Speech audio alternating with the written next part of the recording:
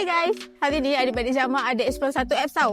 Apps ni tempat untuk cari apa je servis dalam satu app. Nama apps ni Betami. Perlukan graphic designer, digital marketer, website, semua dalam satu app. Ataupun korang nak cari personal trainer, coach atau chef, semua boleh cari dalam Betami.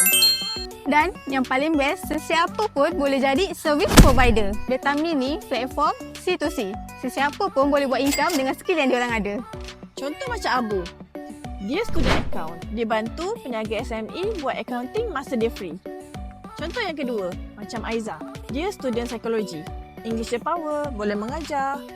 Dan dia suka kucing juga. So, dia boleh buat servis pet sitting. Nak jadi service provider? Satu klik je.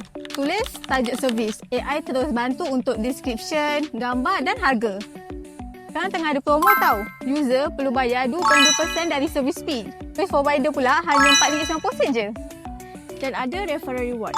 15 beta coins bila orang sign up guna kod anda. Kawan anda akan dapat RM4.90 bila start provide service. Dan pengguna baru yang guna referral code pun akan dapat RM4.90. Beta coin pula boleh guna dalam apps untuk features dan AI tools. Kalau korang ada hobi, ada skill dan nak dapat side income, join Betami sekarang sebab semua orang layak untuk jadi service provider.